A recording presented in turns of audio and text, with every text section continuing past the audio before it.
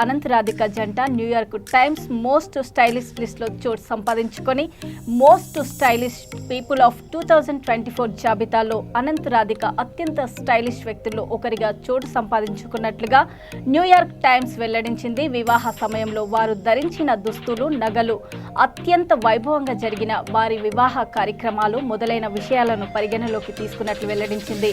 అనంత్ రాధికల నిశ్చితార్థం 2023 జనవరిలోని ముంబైలోని అంబానీ నివాసం యాంటిలియాలో జరిగింది. వివాహం ఈ ఏడాది జూలైలో సంగీత్, మెహందీ, హల్దీ వేడుకలతో పాటు అంగరంగ వైభవంగా జరిగింది.